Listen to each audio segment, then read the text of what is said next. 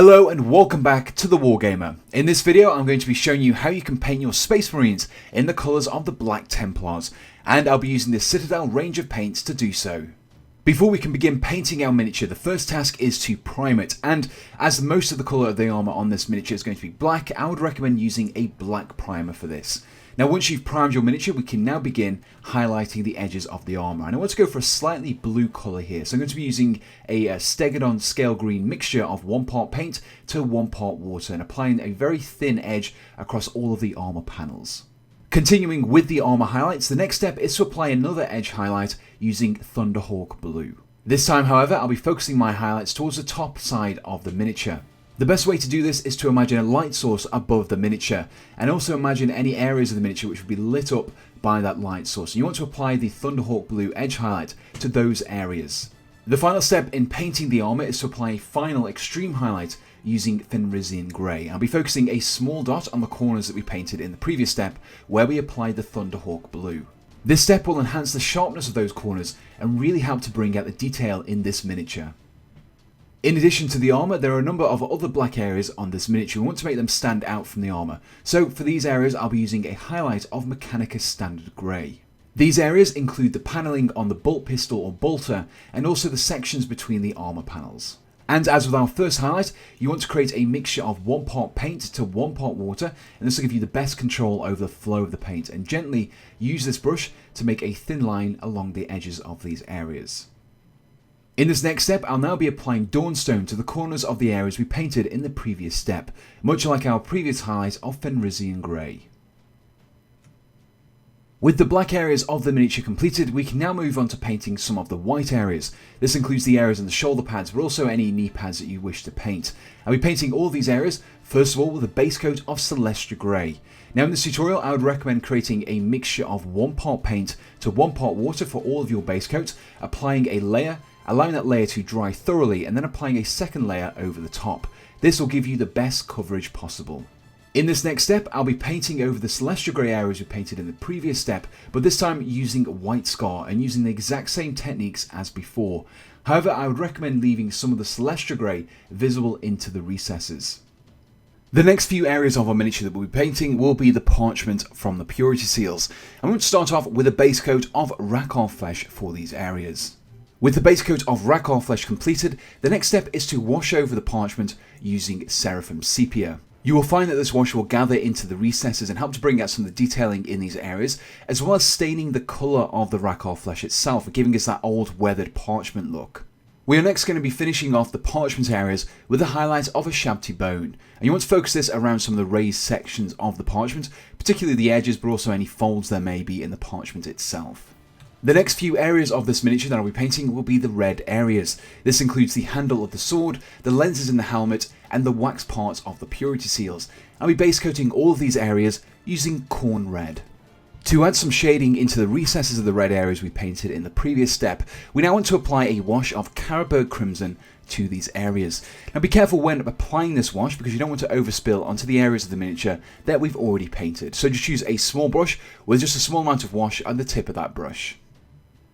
In this next step, I'll now continue painting the red areas by applying a highlight of Evil Sunz Scarlet. This highlight will be focused around the raised edges of the wax seals, the individual panels of the handle itself, and then also for the lenses I'll be applying a small line of Evil Sunz Scarlet towards the bottom side of the lens. The final step in painting our red areas is to apply an extreme highlight of Fire Dragon Bright. I'll be using this paint to pick out some of the more prominent sections of the red areas, and for the lenses I'll be applying a very fine line towards the bottom right section of the lens. The next area of our Black Templar that I'll be painting will be any leather areas of the miniature. This includes any pouches or straps there may be, and we're painting all of these areas with a base coat of Mournfang Brown.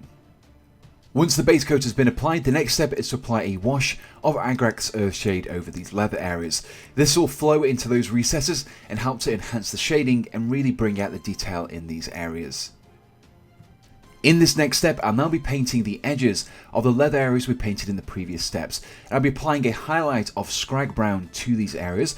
Remember to use a thinned down paint, roughly 1 part water to 1 part paint should suffice, and very carefully apply it along those edges.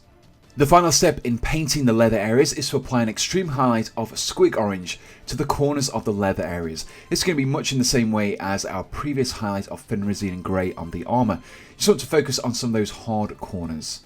These next few steps are optional, however if you do have a power sword on your miniature and want to give it a flaming effect, you can follow the following steps. Start off with a base coat of Averland Sunset and apply this across the entirety of the blade. You want to get a really strong layer of Averland Sunset here, so make sure you apply several thin down layers. With a nice solid base coat of Averland Sunset achieved, the next step is to apply a wash of Fuegen Orange. We want to focus this wash towards the bottom of the blade and transition it as it gets towards the tip. This should leave you with a gradient between the dark orange at the bottom of the blade and the yellow at the tip. With the wash dried, the next step is to apply a highlight of Dorn Yellow, and we'll be focusing this along the ridge along the centre of the blade and also the edges of the blade as well.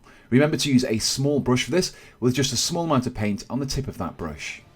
To finish off painting the blade, we're now going to be applying another wash of Carroburg Crimson.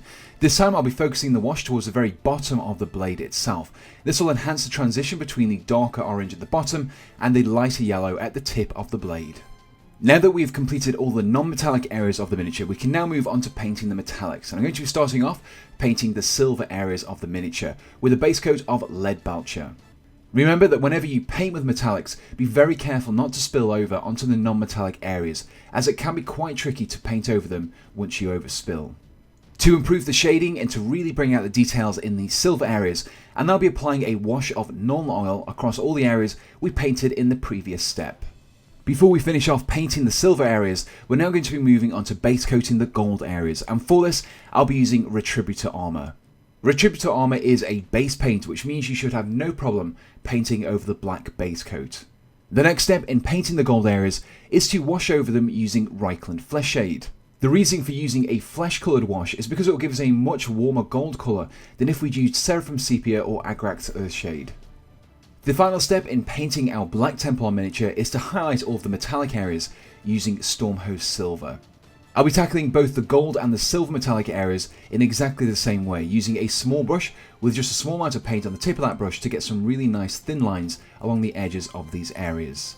And here we have the finished Black Templar miniature, who you can see I've also based and applied some decals to. If you enjoyed this tutorial, please do let me know in the comments below, and also make sure you subscribe to be kept up to date with all of my future videos. If you want to find out what projects I'm currently working on, be sure to check out both my Facebook and Instagram pages, which you can find links to in the description below. Now I just want to say a huge thank you to Alchemists Workshops for providing the miniature used in this tutorial. If you're looking for up to 25% off the retail price of Warhammer, you should definitely check those guys out, and there's a link to them in the description below.